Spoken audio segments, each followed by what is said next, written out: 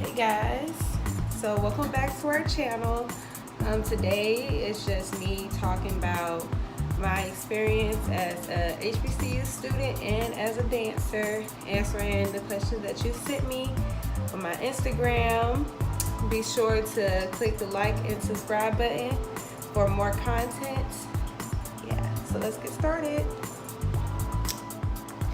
Okay, first I want to talk about just my experience at A&T and how I got to this point.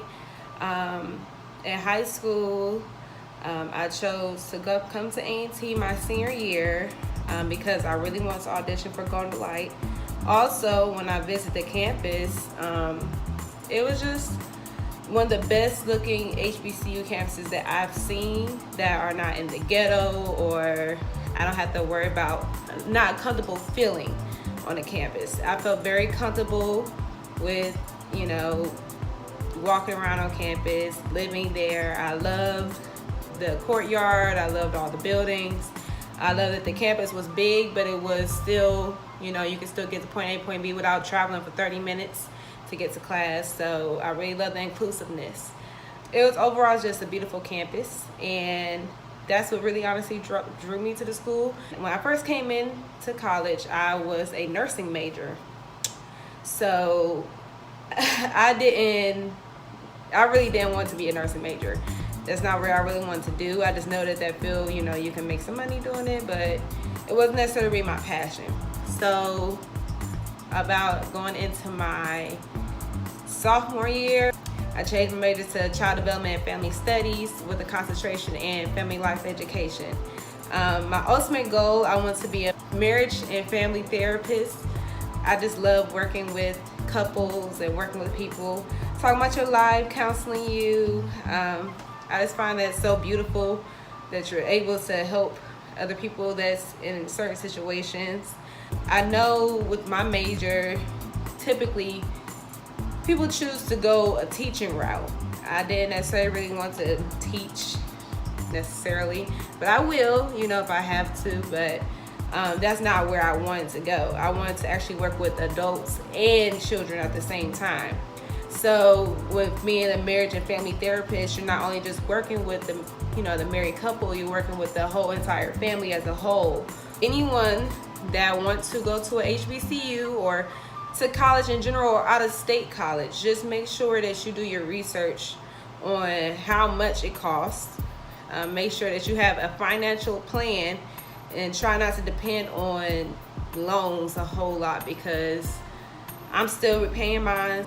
Just make sure that when you truly do commit to a school that you know what you're doing and you know what you're paying for. Don't be blindsided like how I was.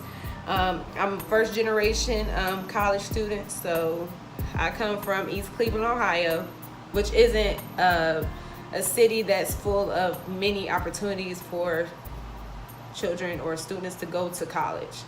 So it was really hard for me. That's one of the main reasons why I came out of state, is because I didn't want to be around the environment anymore. I wanted a different look and a different outlook on life and just different opportunities, just not in the same area. So with me not knowing about, signing up for loans and signing up for different things, yes, I did come in with a lot of scholarships. I had a lot because I graduated number 6 in my class. I wasn't like a horrible student.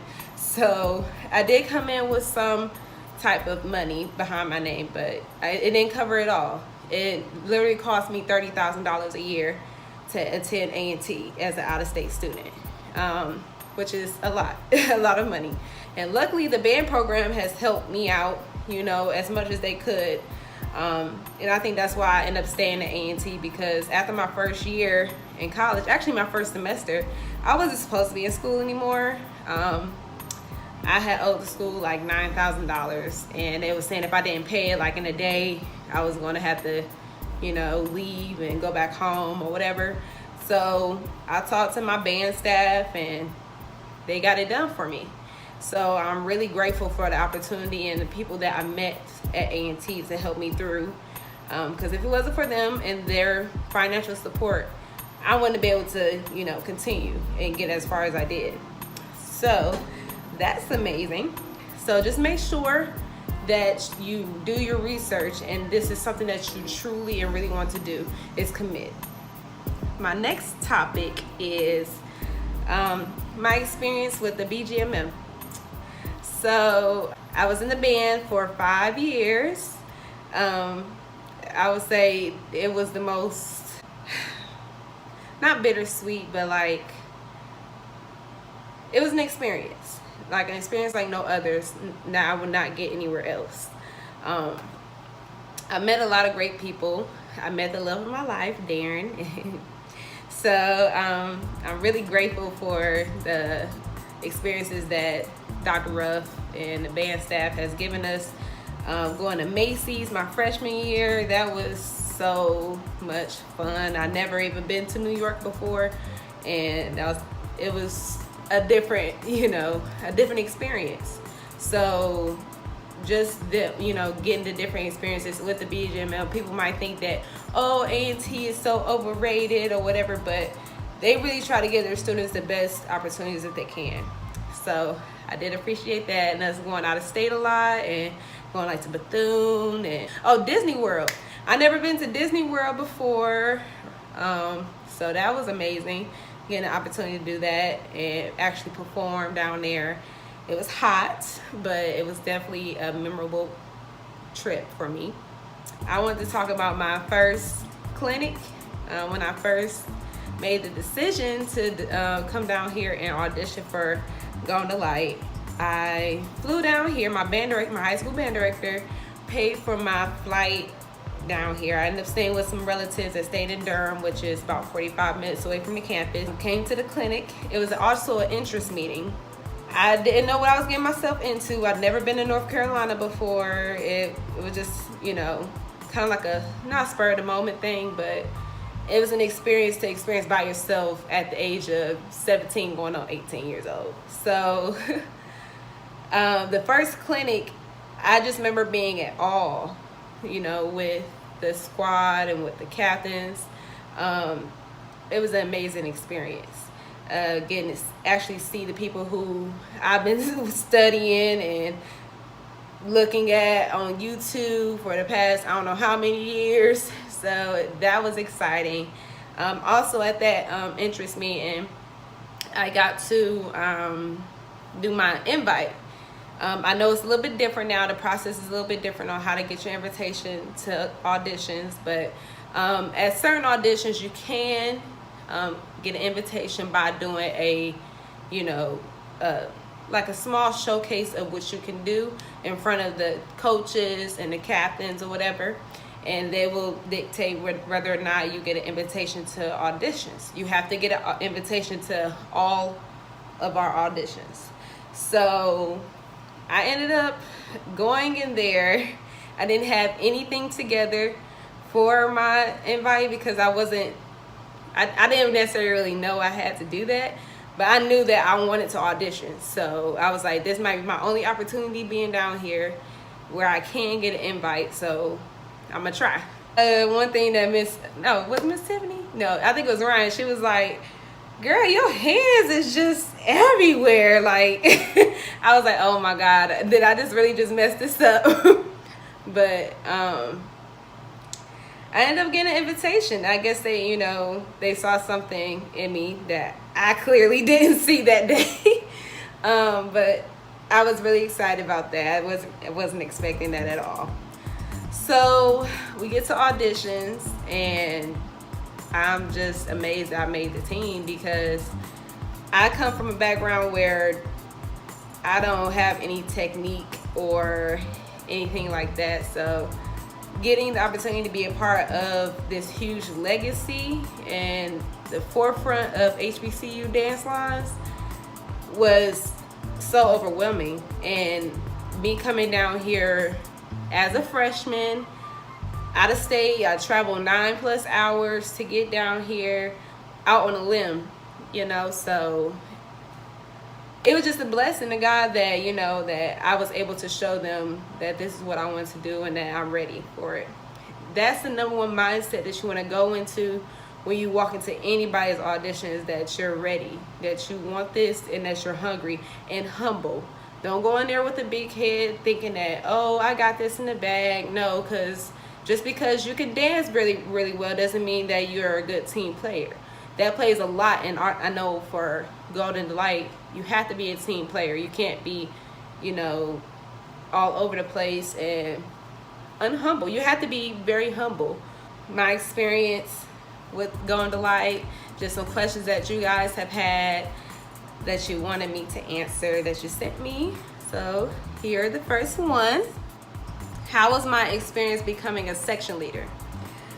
My experience becoming a section leader, it was, I don't know, I wasn't expecting it at all, because I didn't think that, I was really looked at as a leader on the squad like that.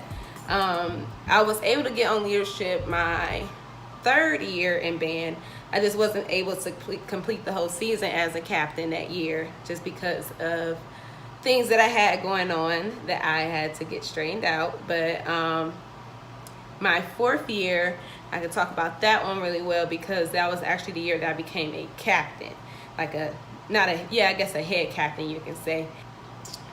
We had to do interviews. It wasn't that, you go in there and you know that you're getting picked or whatever. No, you have some people in there that Miss Tiffany or Miss Tanika or the band staff looked at and thought, they could potentially be the leader of this squad.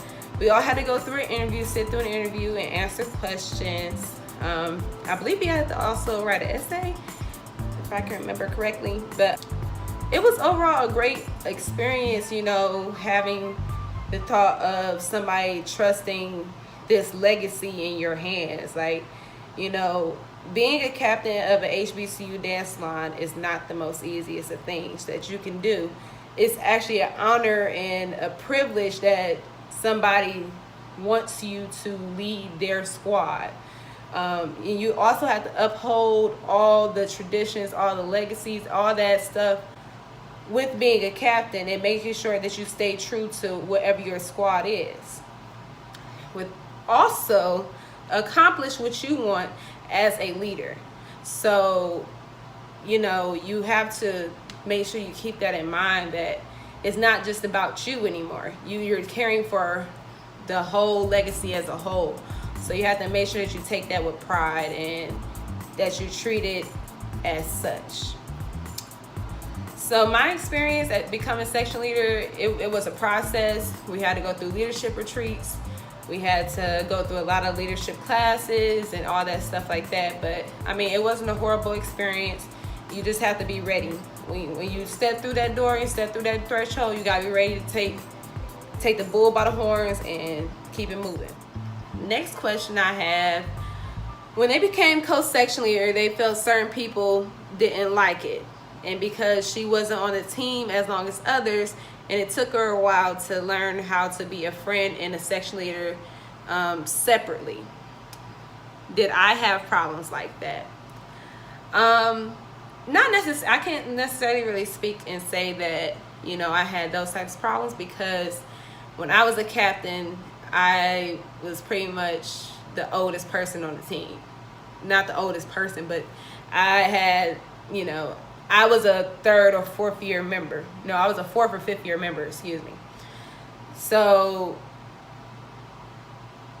I kind of didn't necessarily have that friendship. It was just more so, I'm your vet. I was your vet last year or the year before last, so you was kind of used to me being in that leadership forefront role. So, not saying like this, but I didn't necessarily have a lot of friends or anything like that on the team. We were sisters, of course, but it was just more so, band was business. We had business to take care of. So I didn't necessarily have that problem with separating friendship and band, because they knew how I was, and it just worked out perfectly like that. So I didn't necessarily have that problem, but my advice to you, if you do have that problem as a section leader, you just have to talk to your team, one, and let them know, we have to separate and balance how we run our rehearsals, how we run everything, because Now that, you know, I'm the section leader, I have to do certain things. I have to make certain decisions, and that means you have to respect me. So I can't always be your friend, or I can't always do what you want me to do or say what you want me to say, because I have to look out for the betterment of the whole squad, not just for us because we're friends. So, and if your friend is truly a friend, they will understand that, because being a leader is hard, and you know they should want to support you through that process of becoming a section leader. Friends and business just don't mix. You need to keep it separate. It's not anything personal. It's not anything like that. But if you want to get your job done, you have to separate business and personal, period. Okay, next question. How to fully prepare for auditions. Train. Once you find out you want to audition for any dance line, especially nowadays, it's different from when I wanted to audition.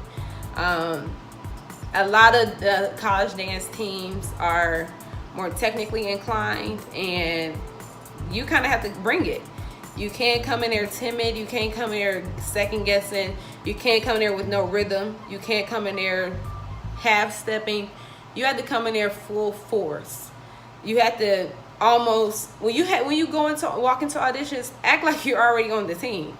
Not act like it, but perform like you're already on the team. That means going full out. That means being able to do all your splits, all your leaps, all your jumps, all your turns. I would definitely say train. Please, please, please, please train. And what I mean by train is you don't want to start just 2 months before. You want to start at least a year to 6 months ahead of time to start preparing, if not more than that, to start preparing to audition.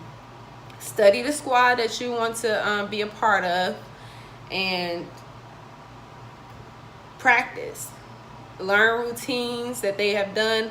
I will always tell people, try to mimic the hardest routine that you've seen us do on YouTube, and practice that. Or if you come to a clinic and they gave you a routine that's kind of somewhat what might be at auditions, you need to practice and nail that routine.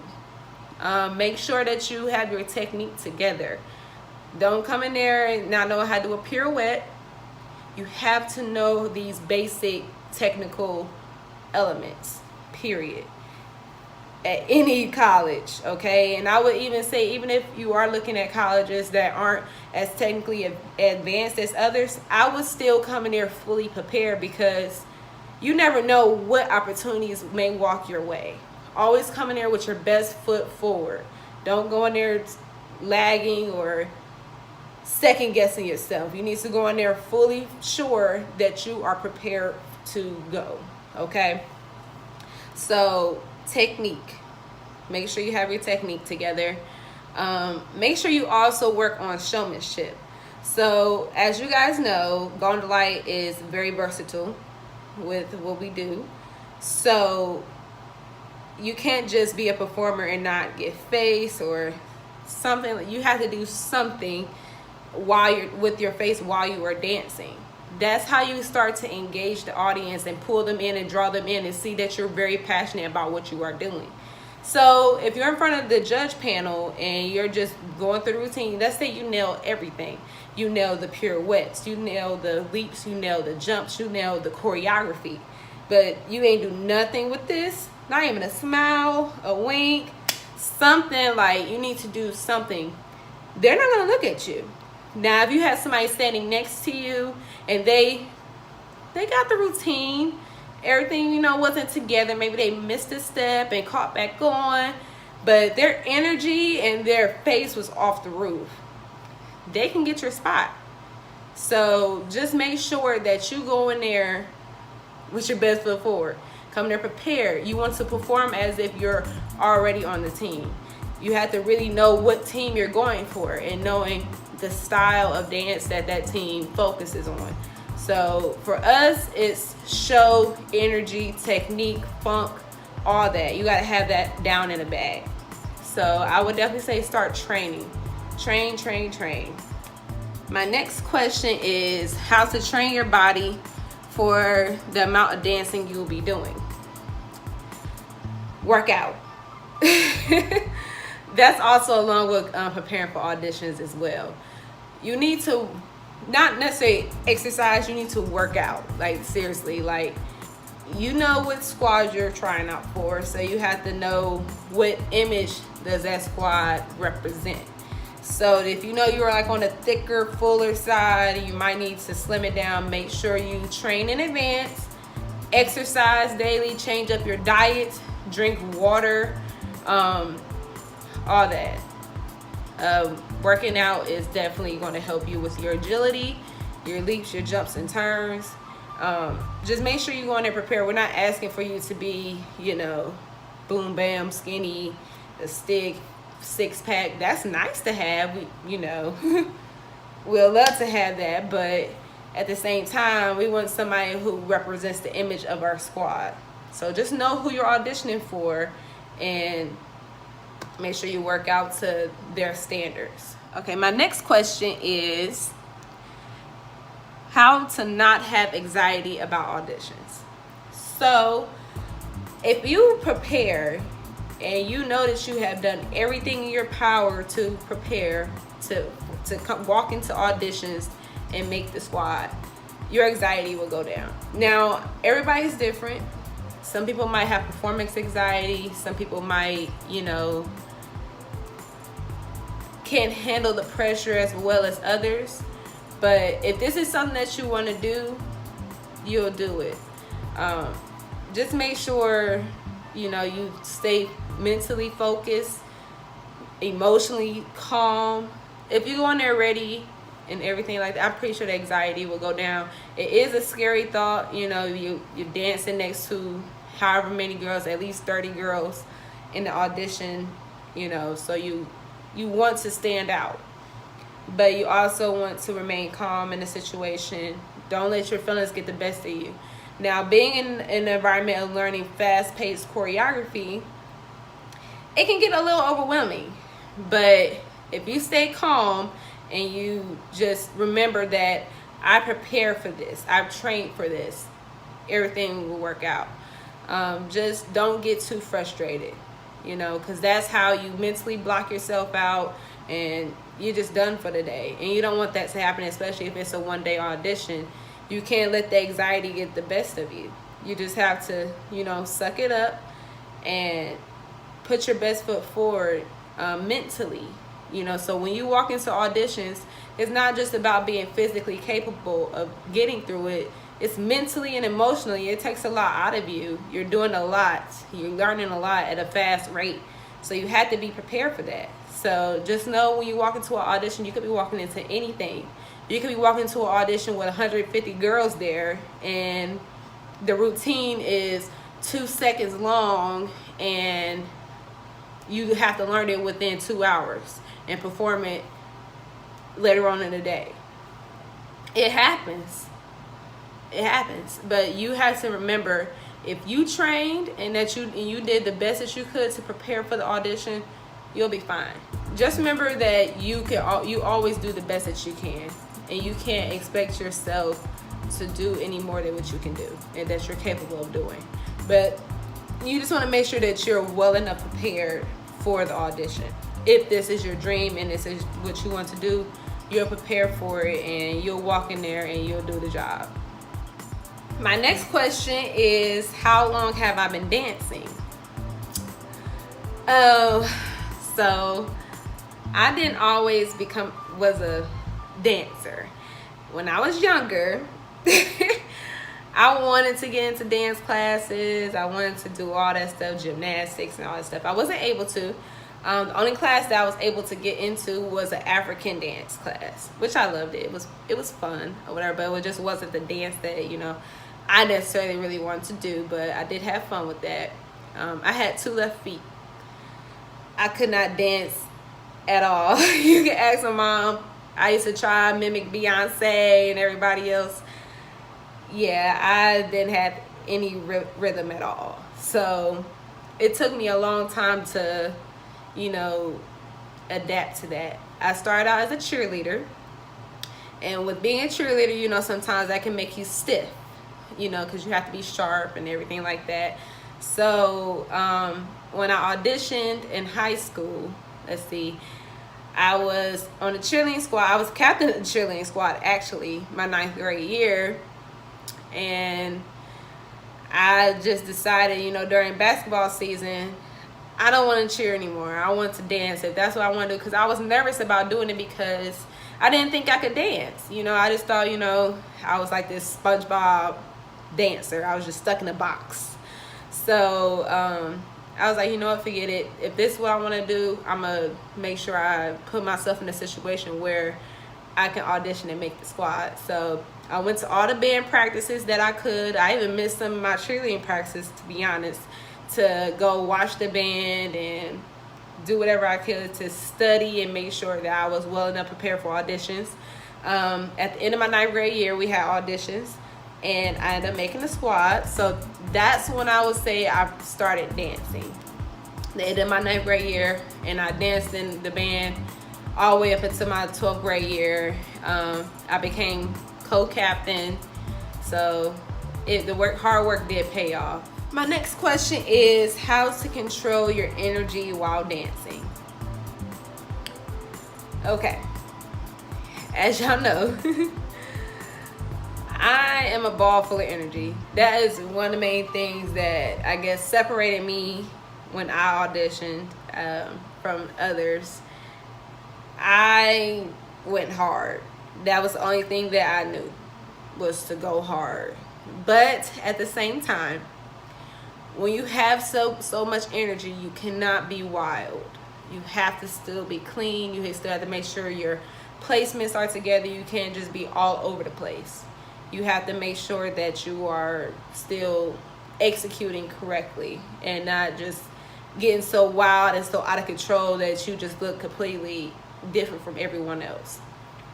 One thing that I had to work on was my arms and my hands, which is something that I had to do in the mirror, because just me getting talked to about it, or, you know, me trying to correct it on my own without a mirror was very, very hard because I can't see what I'm doing. So getting in the mirror and actually dancing and doing what you need to do, and you can see exactly what you are doing. So that helps you, you know, develop the sense of arm placement and where your hands are supposed to be, making sure that you're not, just because I'm going really, really hard doesn't mean that I'm about to just throw it all out the window. You know, you have to still remember that you're a dancer and that you're on a team, so you have to dance as one. You can't just be out there doing what you want to do. You have to look like everybody else. So just try to contain and channel your energy in a different way. Try to channel your energy with facials and, you know, still go off, you know, still do what you do, but just make sure that you contain it and make sure that you practice in the mirror. Look at yourself and look at others around you while you are dancing to make sure that you're not just all over the place. So my next question is advice for rookies. Okay, once you make the squad, I would say the number one thing that you need to do as a rookie on any dance line is to be humble. I say that a lot because humility takes you places. You have to remember that you're now kind of like at the bottom of the barrel, you know, in the chain of command or whatever, but you're learning. That's all you're doing. Your rookie year, that's for you to learn, observe everything that you need to do. Make sure you absorb the right things, the right habits, the right, you know, energy. Make sure you absorb all the correct things. Don't absorb all the negative stuff and taking some bad habits that you might see vets do. Don't do that. You know, just come in with that mentality like, I'm here to learn.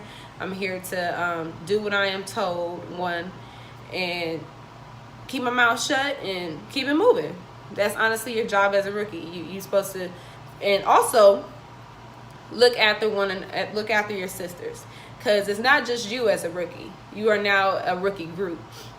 So meaning, if your sister don't got it, y'all don't got it. You know, because y'all all are coming in at that same level. You want to make sure that your whole rookie class stays together. That bond will take you further in life, because those are people who you're going to share memories with. Those are people who you made that squad with that year. So that means a lot.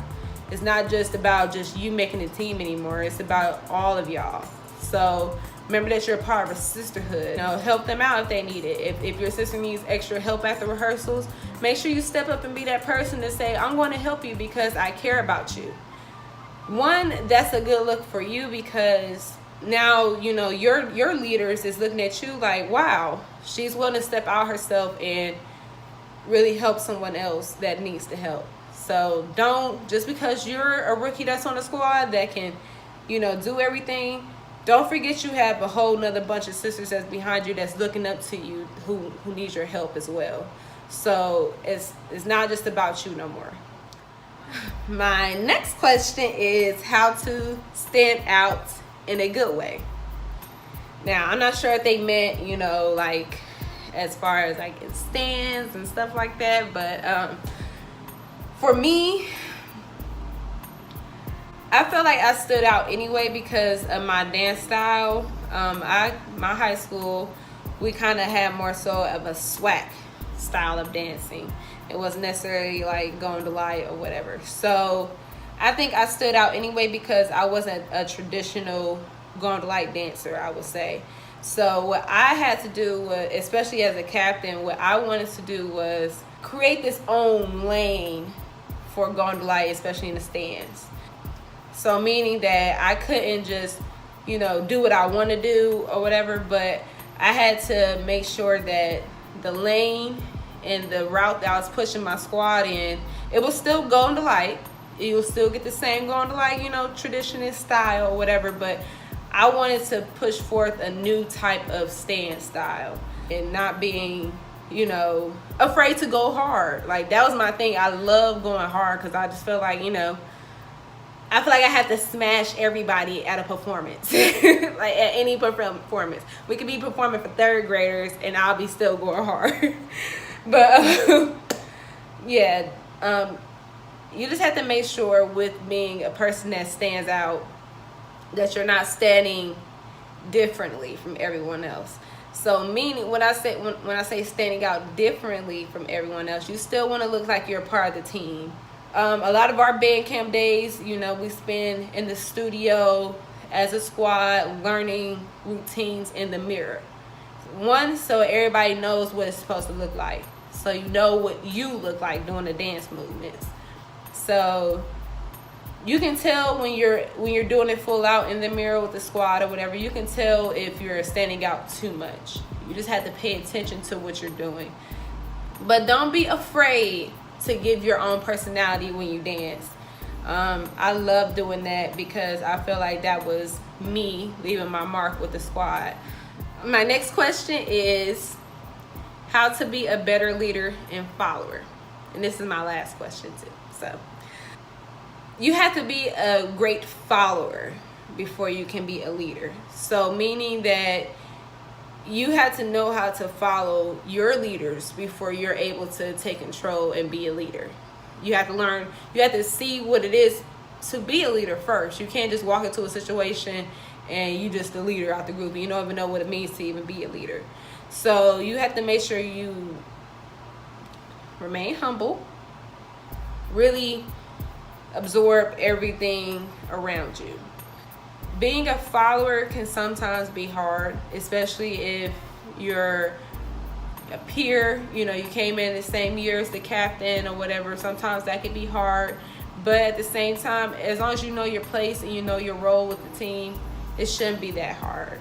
Listen, be a role model to rookies, be a role model to other veterans around you. That's how you can be a better follower. Just doing what you're supposed to do. Veterans, you are the role model for the team, like for the rookies. Y'all are kind of like the heartbeat of the squad because y'all are the driving force of what that team can be. So let's say if we have a squad and the veterans, there are 10 veterans, 6 rookies, and 2 captains. Those 10 veterans, you're going to dictate that energy of the squad because one, you're the biggest group on the squad for one. So meaning that you have to be the role model. underneath the captains, of course. The captains have to be the major role model. But the veterans, y'all have to make sure that y'all show the rookies what it is. Like, show them the ropes, pretty much. So if you know that you're supposed to be at attention, you be at attention. Don't be just because, oh, I'm a veteran, I get to lag around, I get to do what I want to do. No, you can't do that. So just make sure that you set that example. If y'all lead by example, they will follow by example. Okay? Then also, with being a leader, you have to know that you have to make the best decisions for your squad. You have to remain consistent with your decisions. Nothing is worse than being a captain or being a leader and you're inconsistent. You will get nowhere. Consistency is the best key. Also, you are accountable for the whole entire squad. So make sure that you're ready to take on that accountability. So if the squad falls apart, it falls on you. So you have to make sure that you're doing everything in your power to make sure that squad strives. So yeah, being a leader is not the easiest things, but I can definitely say I wouldn't trade being a leader for the world, because I think it made me the person that I am today.